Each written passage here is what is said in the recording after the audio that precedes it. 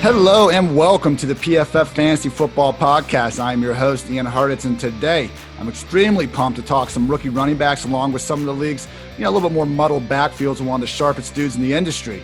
Of course, I'm talking about the co-owner of Fantasy Points, author of the always fantastic Yards Created metric and series, Graham Barfield. How's it going, man?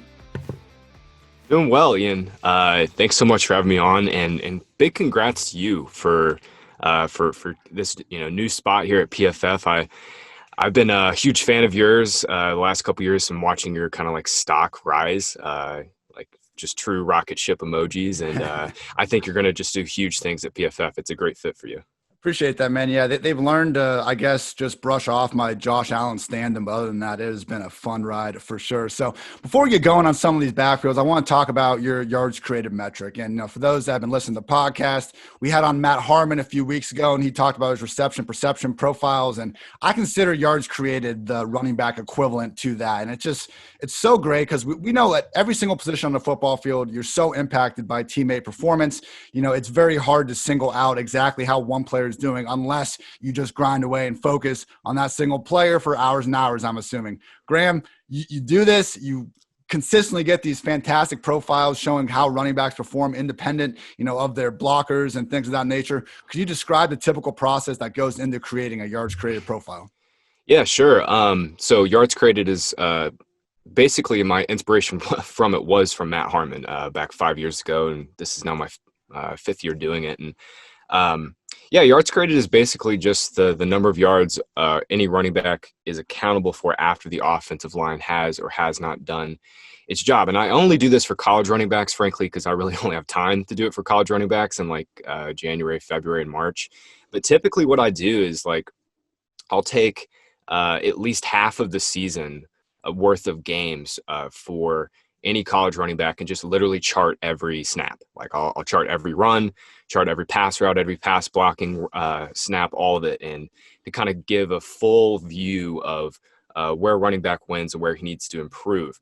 The whole process has kind of changed just a little bit. Yards created and just subject. It is a subjective measure for sure, but seeing where a running back after the offensive line, hasn't done his job or has done his job, that hasn't changed, but I have added a few different things to it. Like I'll break down missed tackles forced by elusiveness and power and speed. So, you kind of get a better view of like where and how a running back is forcing their missed tackles.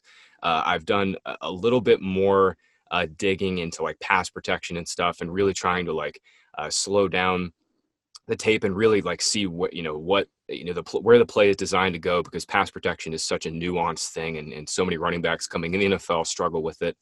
So I've really tried to like add some different layers to it, add some different pieces. I've started charting defenses and player personnel packages and things of that nature too, to try to give some more detail to it. But broad point is the whole process for yards created really hasn't changed. And I think I went into this kind of thinking it would be more of like a descriptive stat and just kind of like, hey, this is just some interesting context and interesting information, but it's turned out to be fairly predictive, which is really cool. Yeah, man, awesome stuff. And I think it's a good call to focus more on college guys these days, because that's where the mystery lies a lot of times. And rookie running backs, I've done a lot of looking at draft capital and how rookies have been performing over the past decade or so. And rookie running backs in pretty much every position, top 3 rounds, those are the guys that we want to focus on. It's just hard for, historically, for every Phillip Lindsay, there's a lot more Darwin Thompsons and Justice Hills out there that just can't get the workloads kind of need to provide a year one fantasy excellence. Since 2010, we've had 26 rookie RBs in the first 3 rounds. End up being RB1s or RB2s in fantasy, only 13 wide receivers. So literally half the amount. Rookie running backs, we got to sort through some mess here, but they will be valuable. So without further ado, we will be going through some of the top rookie influence backfields of 2020. So Graham, starting off, I want to look at the Colts because we got Frank Reich, who has never really been a featured back guy. I mean, you only have to go back to 2015 when we saw Reich, actually playing Danny Woodhead over a first-round Wisconsin running back. At that point, it was Melvin Gordon. Now a little similar situation where we have Marlon Mack, we have Nyheim Hines, but Jonathan Taylor comes in, and I mean, there's people have some great things to say about Jonathan Taylor. What do you think this backfield looks like, and can Taylor take it over sooner rather than later? Yeah, so first and foremost, I mean, Jonathan Taylor was my rookie RB1 coming into the draft. I just thought like he checked every single box. I mean, that you look at. He had great yards created metrics, was really good at creating yards, both out of shotgun and from under center, which is kind of unexpected, I think, because Wisconsin's scheme is so under center focused. Was really good at creating missed tackles too. I saw like somebody said in the spring that Taylor lacked wiggle, and it's just I don't know where that came from. But no, I mean, he had great yards created numbers, was a prolific producer at Wisconsin, obviously blew up the combine. And now, at least for year one, he's in an incredibly muddled situation. I mean, for better or worse, I think Frank Reich is going to use Marlon Mack and Nyheim Hines extensively. I mean, in his post-draft press conference, Frank Reich said, we're looking at, using Mack and using Nyheim Hines as in his normal, like kind of passing down role. And I don't really think that's going to change. I think Jonathan Taylor's a freak show. I think he's going to eventually be the 1A of the committee, but he goes in a third round, Ian, like he goes over Allen Robinson and Adam Thielen. Like those are my guys. Like I can't take Jonathan Taylor over those wide receivers. And even though he's really good, and I think he has a chance at like a Nick Chubb type breakout season late in the year, I just think early in the year he's going to struggle to get like consistent touches and be a big impact for your fantasy teams. Yeah, there's so few one-back backfields. We can live with running back committees that only feature two guys. The problem is, I'm with you, man. I think it's going to be three here. And the last 4 weeks of last season, I think kind of show what we're going to be seeing. Marlon Mack got back from injury. Given the week, it just was kind of game script dependent whether Mack or Hines was the lead back. And then Mack also had Jordan Wilkins or Jonathan Williams kind of splitting early down work. So, yeah, I would expect by the, midpoint of the season, hopefully Taylor is that 1A early down guy. But, when you have these incumbent guys like Marlon Mack, the dude's had over 1,000 yards in back-to-back seasons, 18 total touchdowns. It just seems like sometimes, especially with the ADP you mentioned, we overrate how quickly these rookie backs can seize that bell cow role.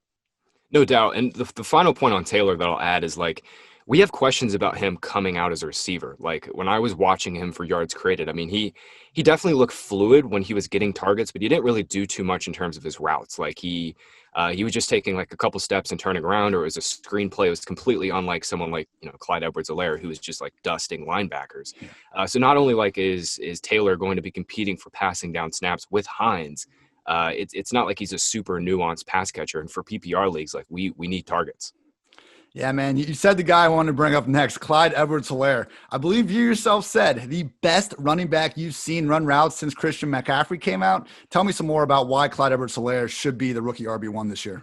Yeah, he is. And I, going and watching his film, I watched LSU had 15 games last year. I think I watched 7 or 8 of Edwards-Helaire's game and charted him. I mean, he was just getting open at will against some of the best linebackers in the country, against Georgia, Auburn. He had in 4 games against Alabama, Clemson, Auburn, and Georgia, Edwards-Helaire caught 28 balls for 243 yards. And it's not like he was just running a couple steps, like I said, with Taylor. Like he was running legit NFL running back routes, running option routes, running angle routes.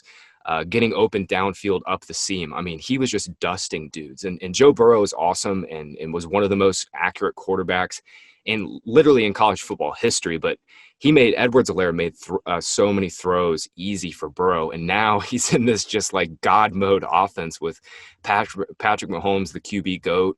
He's going to see a bunch of single coverage against underneath linebackers and safeties that just like have no chance to deal with his first couple steps. Clyde Edwards-Helaire is also a really underrated inside runner. Per yards created, he was not like near the top of this class in yards created per attempt on his inside carries, but just because he's a little undersized at 5'7", 205, 208, does not mean he can't run inside. I mean, he created more yards per attempt on his inside carries than DeAndre Swift, A.J. Dillon, Cam Akers. Jonathan Taylor and J.K. Dobbins were by far the 2 best inside runners in this class, I think. But Edwards-Helaire is sneakily good at that. And honestly, I kind of want my running back smaller. I think, especially with a player like Edwards-Helaire, he's built so low to the ground and has so much burst, and just his natural wiggle is so strong and so good that, these NFL linebackers are going to have a really hard time getting a strong hit on him. And when you're running inside against, 6-man boxes and you got to deal with all the speed that the Chiefs have out wide, I just think it's like the perfect recipe for fantasy goodness. Yeah, I hate when we have these rookies and we just immediately comp them to some, 5-time All-Pro or just perennial stud. But, when the guy's own head coach does the comparison, it's kind of hard for, me to complain about that. So Andy Reid already gave Edwards-Helaire the Brian Westbrook comp. It was quoted saying he can block for you, he can run routes, he's got tremendous vision and lateral abilities with cuts and route running, all those things. He's just a really good football player. And then Patrick Mahomes comes out, and apparently the one guy he wanted them to draft was Clyde Edwards-Helaire. I mean, Damian Williams has 10 touchdowns his last 5 playoff games. He's played too good to completely hit the bench. But, I mean, of all these rookie running backs that could potentially be the fantasy RB1, RB2 we're looking for, Edwards-Helaire has to be on top of the totem pole. For sure. And for what it's worth, I view Andy Reid as like maybe the best offensive mind in NFL history and definitely one of the best evaluators of running back talent in NFL history. I mean, the dude's list of running backs he's had is just unbelievable. I mean, he had Brian Westbrook. He drafted LaShawn McCoy. He got Kareem Hunt super late. Like, the dude does not miss on running back talent. And Clyde Edwards-Helaire, I think, is just going to be another hit in a long line of success stories for Reid's running backs. Yeah, at a minimum in Kansas City, too, it's going to be Clyde Edwards-Helaire and Damian Williams. So at least we don't have to worry about 3 or maybe even 4 running backs, because our next coach and next team made headlines last week in the middle of nowhere when Sean McVay came out here barking about the Rams having 4 running backs. Now, quickly, with his quote, he started this off by saying, we've got 3 guys really on our roster that have played football. Now, not the most resounding words. I realize Sean McVay has, before the draft, talked about them having 3 good running backs. He's talked about the San Francisco success and kind of brought up why they might want to use different guys. But I don't know, man. You look at Cam Akers and the things he brings to the table, and he sure looks a lot like the Rams' best running back in most facets of the game. How do you see Cam Akers and this Rams alleged running back by committee shaking out? Yeah, I read that McVay quote the same way. It's like, we have 4 guys. We have 4 guys that breathe air. Like, okay, great. We have 4 guys that can run. Okay, cool. I don't know. I've just been thinking more about this, though. Like, think of organizationally what the Rams just did with Todd Gurley, right? I think pretty much, a lot of sharp people were in agreement that the Gurley contract was obscene, that they overpaid, that they were basically buying, giving him a bunch of money right when his production was about to dip. And lo and behold, that's exactly what happened. Now, granted, we didn't know, his knee would turn into dust. But that being said, I mean, I think it makes some sense that the Rams, were trying to pigeonhole Gurley into a workhorse role when he clearly was not himself. I mean, Todd Gurley, I don't want to take anything away from Todd Gurley. I mean, the dude coming out of Georgia was like just unbelievable talent. I mean, seriously, like prodigious talent. And he paid it off for a couple years.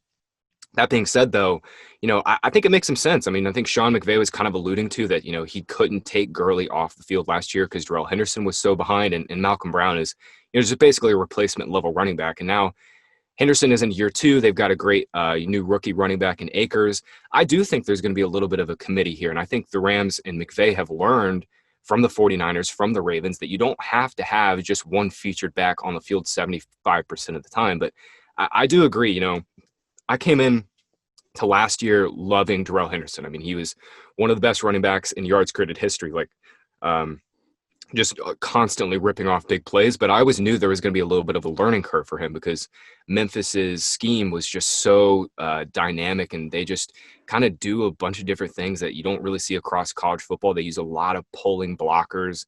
They use a lot of like gap-based stuff. And I thought Henderson, just going back and watching all of his preseason carries and carries from this past season, his rookie year, I just thought he was reading the field poorly, just a beat slow on different things, just did not look comfortable. And maybe in year 2, he'll get a little bit better. I do think it'll be Akers as the 1A, but man, he goes in the 5th round. Like Darrell Henderson goes in the 10th or 11th round now. Like, I don't know. I feel crazy for buying a little bit of a post-type dip, but I think, with Akers ADP where it's at, around Tyler Lockett, Robert Woods, Terry McLaurin, Mark Andrews, like I'm more inclined just to draft those guys and maybe take a little bit of a home run bet on randomness bet on Darrell Henderson late.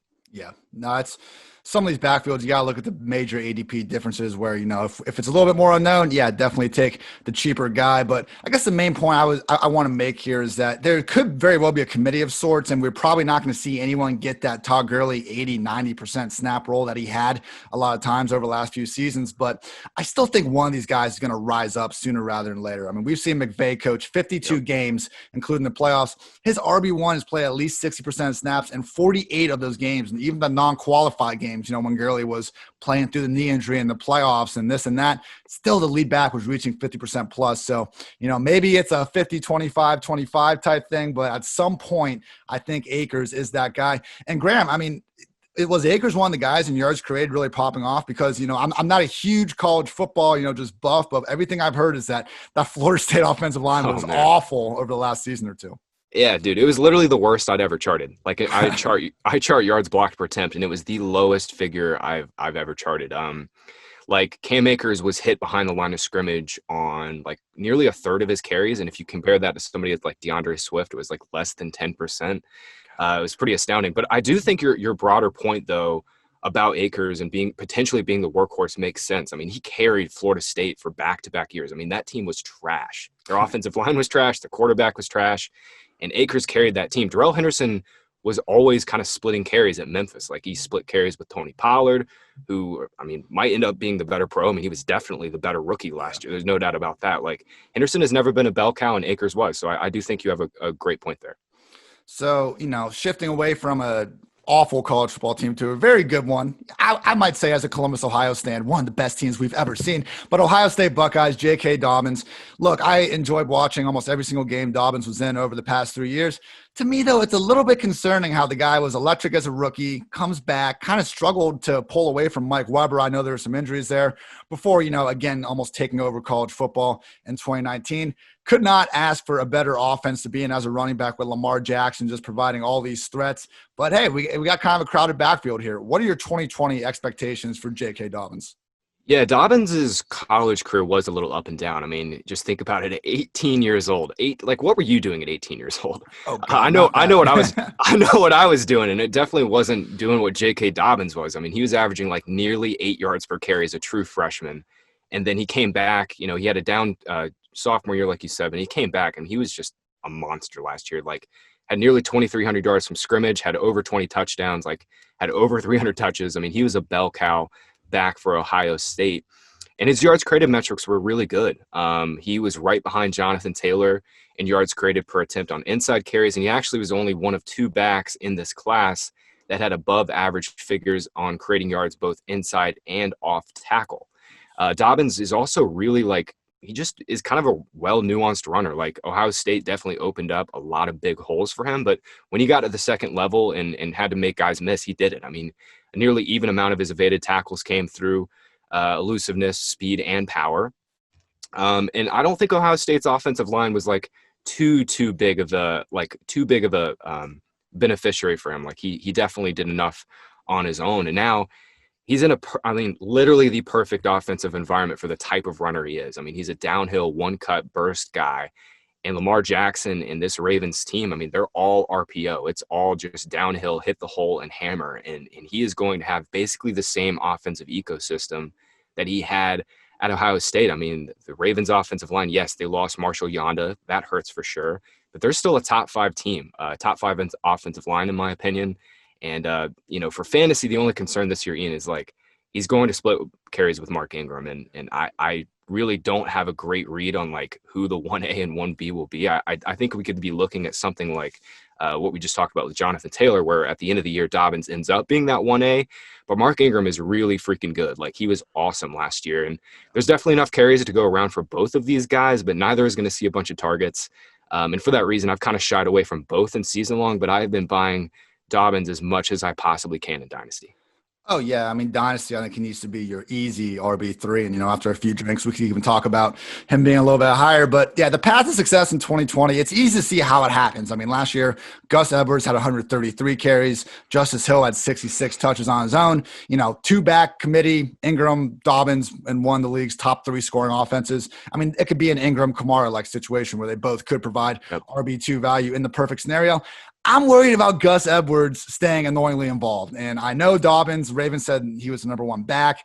I do not think Gus Edwards is a crazy talented guy, but he literally leads the league in yards per carry over the last 2 seasons among everyone with 200 carries. He just seems like the perfect incumbent veteran who isn't bad enough to really get yanked off the field. Man, if it's a 3-headed committee here, I think I'm with you, Graham. I just don't really want to use a draft pick on a higher 4th or 5th round draft pick on Dobbins when there's probably going to be, a higher floor baller receiver sitting there. Yeah, not only that, I mean, Lamar is not going to check down to running backs. Like, he's just not. Like, when his first or second read isn't there, he is going to take off and run. He's not going to check it down. And Dobbins is a very good runner, but he was not like a prolific pass catcher coming out too.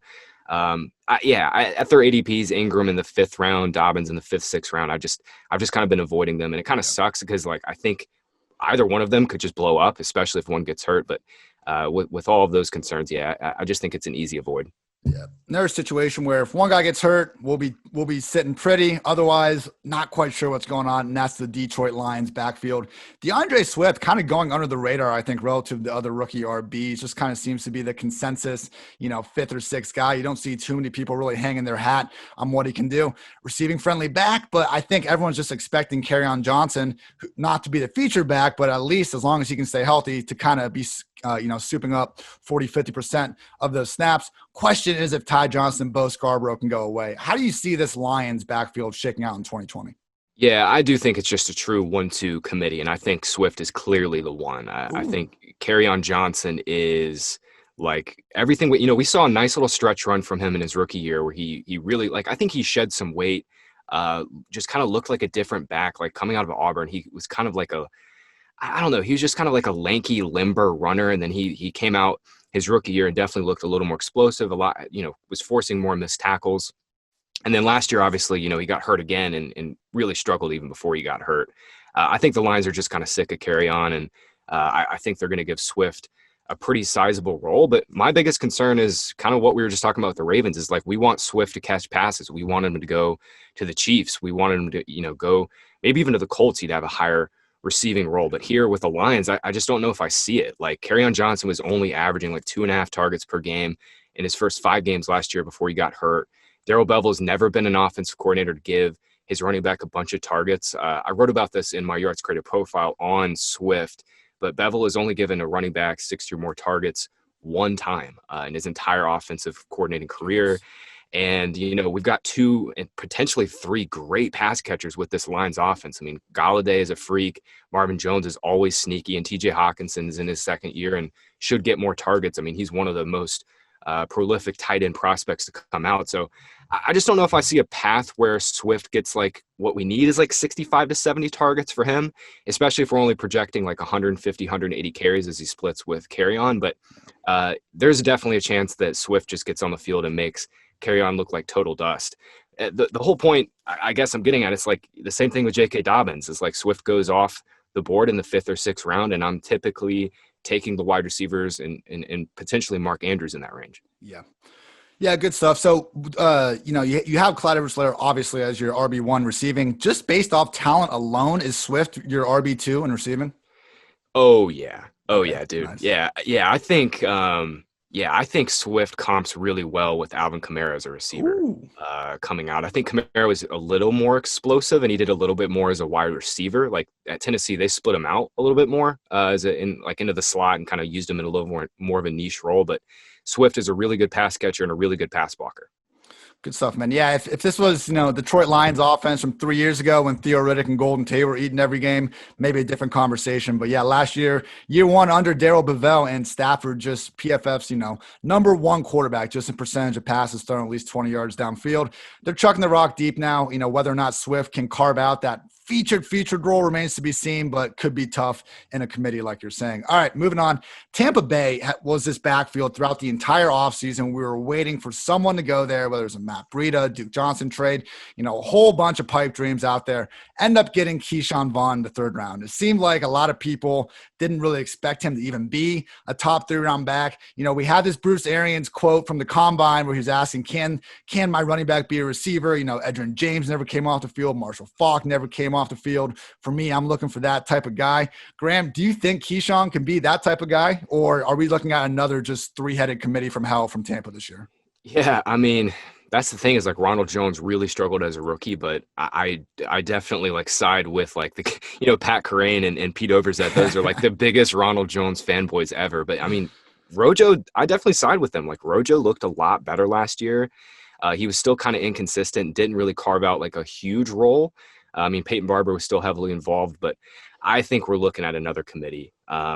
Jason Light, their GM, came out and said, we think Keyshawn Vaughn can play every down, and that's great. I think he can play every down too. He did it at Vanderbilt. I mean, he was playing on like 75% of their team snaps and really was a bell cow back. But like Ronald Jones definitely deserves a third look for this team. And Dario Ogunbowale like played a bunch on passing downs last year. Like he outsnapped Rojo on passing downs. I don't think they'll do that this year. I think his role is really going to be diminished. But they've got potentially three guys that are all going to get snaps here. And I really, honestly, dude, I really don't have a great read on this backfield. Like, I think there's a chance Rojo could end up being the best value, but now Keyshawn is so much cheaper. It's a super interesting, like kind of dichotomy here. And I really don't know where I land on it. And luckily no one does, and that's kind of why everyone is still cheap. I mean, Rojo seems to be catching a little momentum lately, but the Tampa Bay and Miami backs are still pretty much the cheapest, starting-ish committee guys that you can get in fantasy drafts these days. I guess with Vaughn, I mean, oh gosh. Like we saw this last year, and it was just Rojo, Peyton splitting the whole time. Dari always on pass downs. And then the one time Ron finally seems to be breaking away, misses the pass protection assignment, and just gets yanked off the field. I have always just I hate when talented athletes, okay, you got to know how to pass block, but don't force a player to do something he's not good at. We see that in Kansas City where like Kareem Hunt and Damian Williams, they've never had more than like 5 or 6 pass block snaps per game because, you see them run those wheels, accounting for defenders that way. But for a team like Tampa Bay, where we know they do care about pass protection, were there any like red flags and kind of watching Vaughn that makes you think that, okay, like a 3-down roll, like even if he gets an injury is probably not going to happen? Yeah, Vaughn was a much better pass blocker and frankly, I think a slightly better prospect than Rojo coming out. Like he created more yards per attempt, was better as a pass catcher, and was a much better pass protector. Ronald Jones, he had a 55% pass protection execution rate, and that was like last in the 2017 class. And I think it's got to be near the bottom of my whole like database.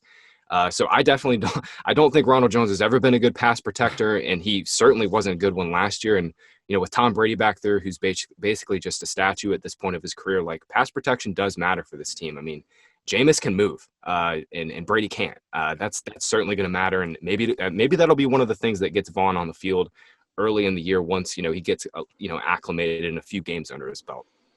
Good stuff. Good stuff. All right. You mentioned before talking about Henderson, how Memphis, their offense is pretty unique. And one of the more unique players I've seen come out over these last few years has been Antonio Gibson. And this dude just balled the hell out in that offense. 14 touchdowns on only 77 touches. I mean, the dude was just busting off big plays like no other. 7 plays of 50-plus yards, 6 feet, 228 pounds, 4'3", 940. I'm already a sucker for RB wide receiver hybrids. And this guy was like made in a lab to be just Cordero Patterson, but actually used properly at the NFL level. Now, Washington reportedly wants to use more 21 personnel next season with their, 24 RBs they got on the roster. Is Gibson good enough to make the most out of, limited touches, or is this one of these situations where, maybe he just doesn't have a defined role and we struggle to see him make too many plays in 2020? Yeah, so I don't think he'll have a big role as a runner, but I definitely think he's going to earn a role as a receiver. I mean, just think about it, Ian. They don't have a number 2 wide receiver. I mean, it's Terry McLaurin, and that's about it. I mean, I know Steven Sims has gotten a little bit of buzz. Kelvin Harmon obviously is out for the year. He just tore his ACL, but the rest of their, wide receiver depth chart is pretty scant. I think Gibson is going to be moved out as a slot wide receiver. That's kind of where he played a bunch at Memphis. And I did go back and chart all of his 30 some odd carries last year, and he would have led this class in missed tackles forced per attempt. I mean, there were shades of Joe Mixon to his game. It's just such a small sample size that I don't feel really confident saying that he's just this uber talented guy. But I mean, obviously the small sample size is still awesome. I have been drafting Gibson in the 13th and 14th round of best ball leagues, where you can draft him as a running back, whenever I can, just because I do think there's going to be a few big blow-up games for him as a pass catcher, simply because the Redskins are going to be trailing a ton and they don't have a lot of explosiveness outside of McLaurin. But with Geis there, with Peterson there, like, I just don't see a big rushing role for him. But, if he can get 50 or 60 targets, there's definitely going to be a few big blow-up games. Yeah, I'm seeing him listed everywhere, like as a running back. Hopefully we get that positional designation moved to a wide receiver, because that's, I think, where we could really get the fantasy value, at least in year one. Good news, too, for Washington. I mean, their new OC, Scott Turner, he was calling plays for the Panthers those last 4 or 5 weeks of last season. And for, everyone that hated themselves enough to watch those games, like myself, we were actually seeing Curtis Samuel, normal Panthers wide receiver, but ex-RB wide receiver at Ohio State, lining up in the backfield and getting legit handoffs as a true running back, down the stretch. So hopefully we see them use that type of usage with Antonio Gibson. Just worry about, assuming coaching staffs can do rational things, always a bit of a tricky hurdle to get through. Now, all right, last rookie running back situation I want to go over here.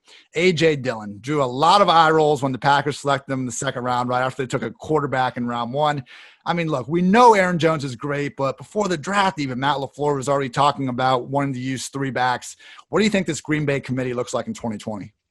Yeah, I mean, I was one of the ones that definitely rolled my eyes at the A.J. Dillon pick too. I mean, I watching him and charting him for yards created, I mean, I thought he'd be like a day 3 pick and like a late day 3 pick at that. I mean, he was just basically a 2-down grinder, did not do very much in the passing game, and basically has no wiggle. I mean, he was last or second to last in this class in missed tackles forced. His yards created numbers were not very good. I just think Dillon was kind of a product of his offensive line in most plays and did not really see the field super well. That being said, I mean, the Packers obviously have a plan. We can make fun of that plan as all we want, but it's still their plan. They want to run the ball and use 3 backs. I do think, though, the Dillon pick was more of an indictment on Jamal Williams. I think Williams has kind of just been an ineffective inside runner when he's gotten the opportunity. He's been a good pass catcher, but as a runner, I think Dillon will be there too. The interesting thing, though, is like, the Packers were talking about re-signing and giving Aaron Jones a contract extension, and that makes sense. I mean, when he gets the ball, Aaron Jones has been one of the 5 most talented running backs in the NFL since he came into the league, and I still do think the Packers will try to extend him and make him their featured guy. The hope for fantasy, though, is like Jones, gets more involved as a pass catcher. His targets have risen every single year.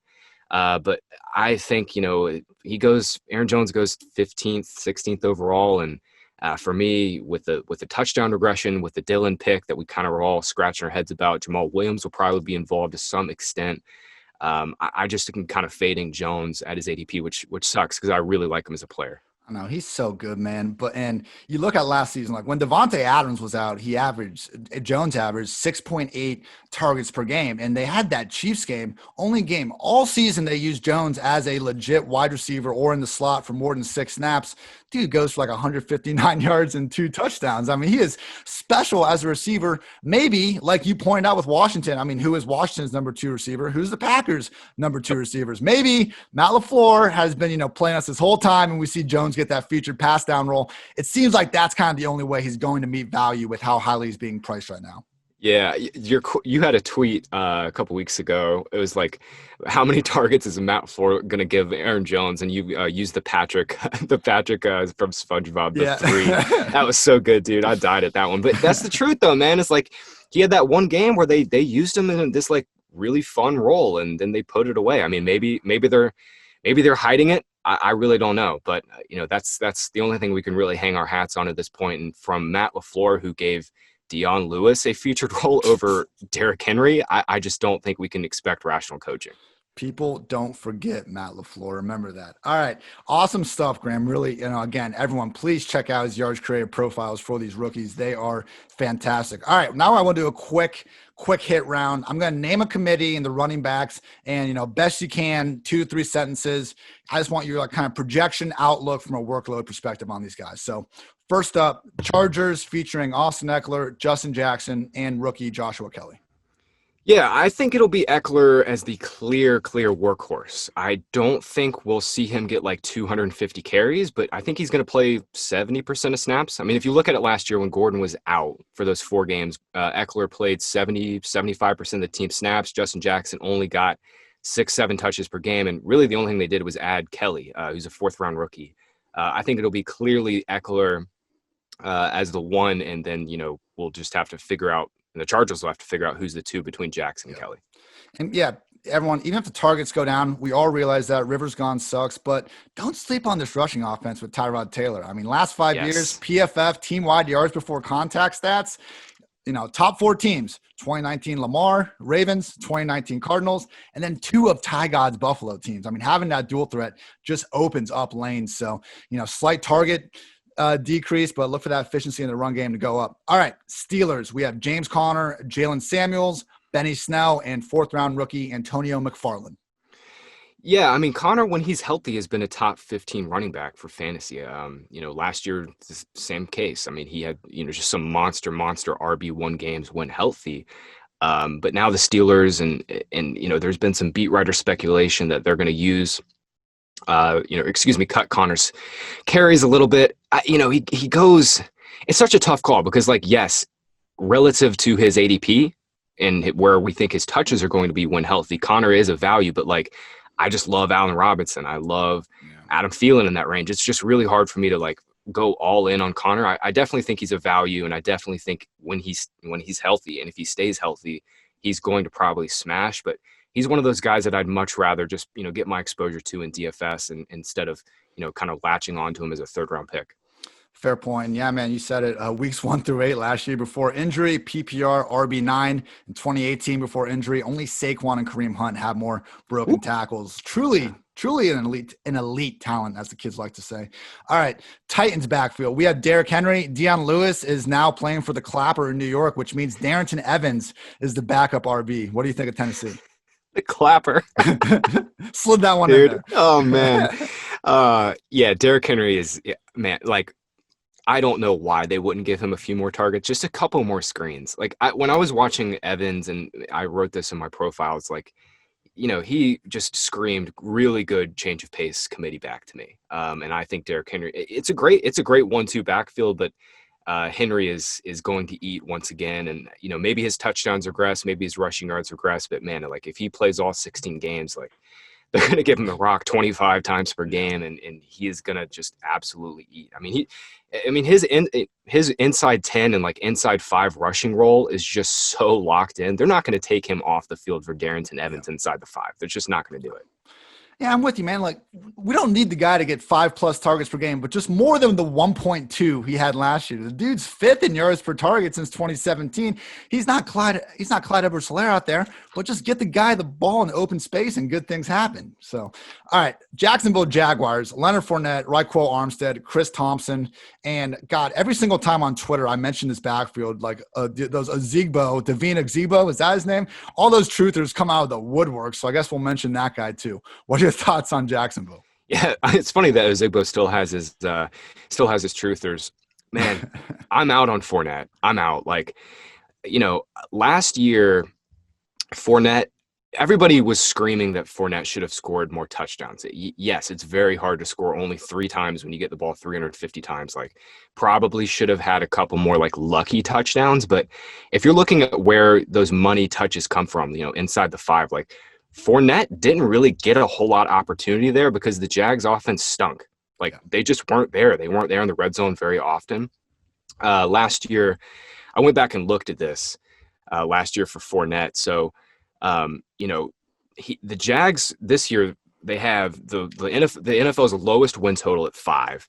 And last year they had the 12th fewest red zone plays and the ninth fewest drives ending in a score. Fournette only got 8 carries inside the 5 last year, and David Montgomery, a guy in Chicago who really got unlucky with touchdowns, had 18 carries inside the 5. Montgomery goes in the 5th round. Fournette goes in the late 2nd.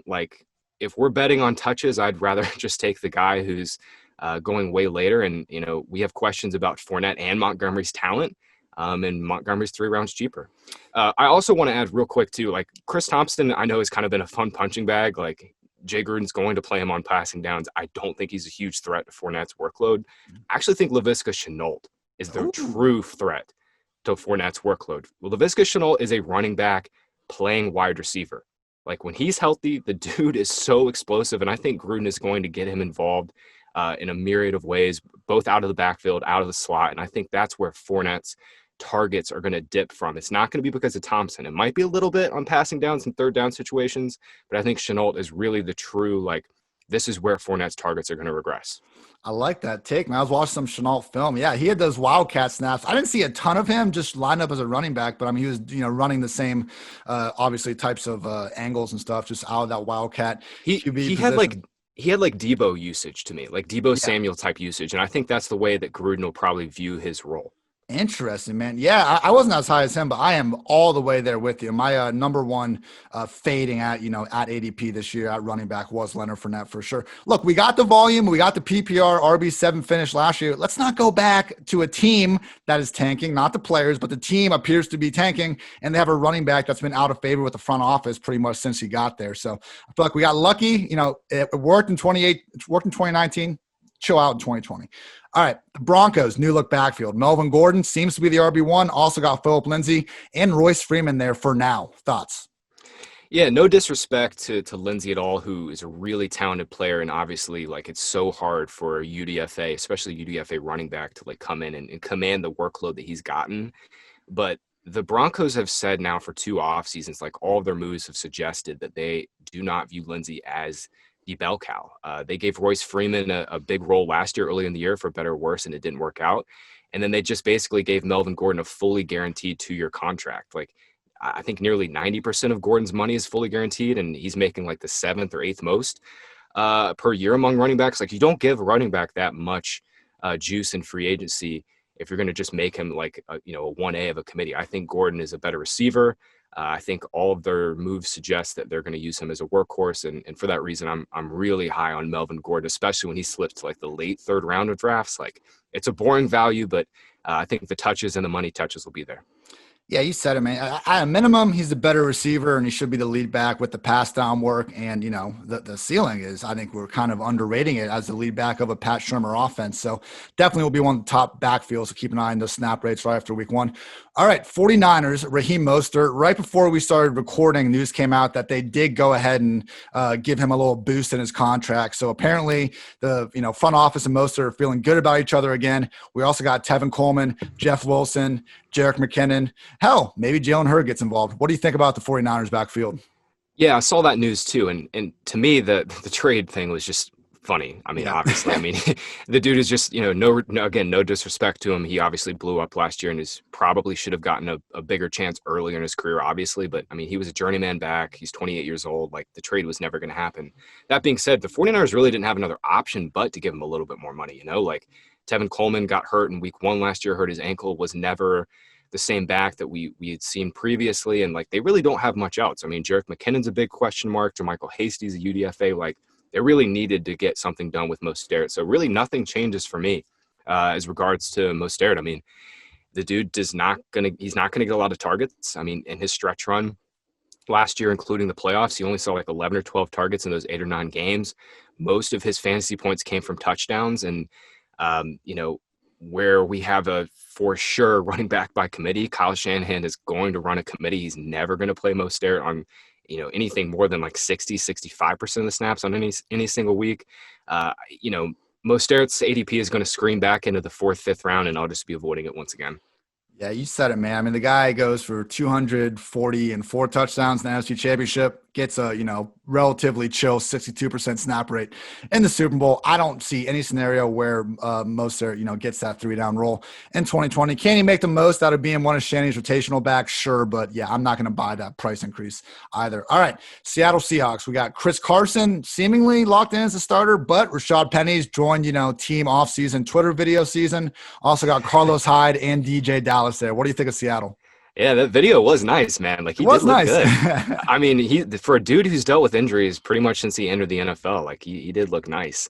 Carson, to me, is like, it's the same thing with Connor, like, when Penny has been off the field, Chris Carson is like locked in, getting 20 touches per game, like, no doubt. And when he's healthy, Chris Carson is one of the most effective running backs in the league. Like, he last year was 4th in PFF's elusive rating. He's always been one of the most efficient guys, like on a per carry basis. Like, when he's healthy and good, like he's so rock solid. And I mean, I just feel like people are buying into the James Conner injury dip, but not doing it for Chris Carson, even though he's only really had one injury. Like, this hip injury is really his only big injury. Conner has way more accumulated injuries, and he's cheaper. And for that reason, I'm kind of more likely to draft Carson than Conner. The only problem is obviously Carson doesn't get a ton of passing down usage, but if he's 100%, man, like, he's going to get the rock. They love him.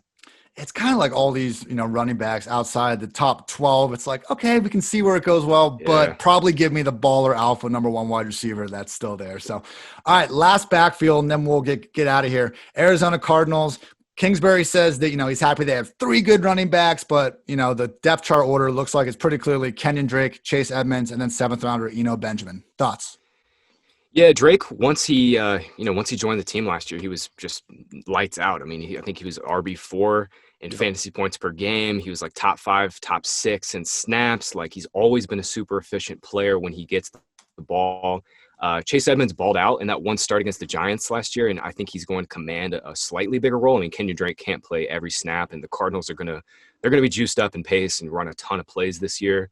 I think Edmonds is a really nice pick, but yeah, Drake, back half of the first round, it's definitely not a bad pick. It's just not somebody I'm going out of my way to target. And Benjamin, for what it's worth, like he's not going to be a featured runner at all. I think he's really only like a pass catcher, scat back type guy.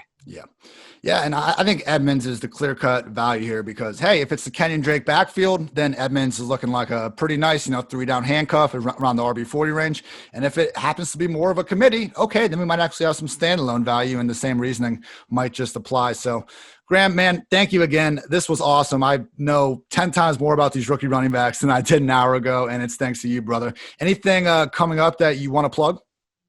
Yeah, just check out fantasypoints.com. We've got a bunch of really cool content coming out.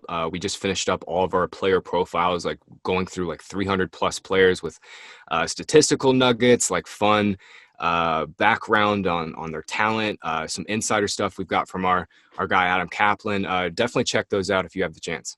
Awesome stuff over at Fantasy Points between Graham, Scott Barrett, Greg Cosell, Adam Kaplan. Just an all-star team over there. Make sure you follow Graham on Twitter at Graham Barfield. Thank you again, man. For Graham, I'm Ian. Thank you all for listening, and have a good one.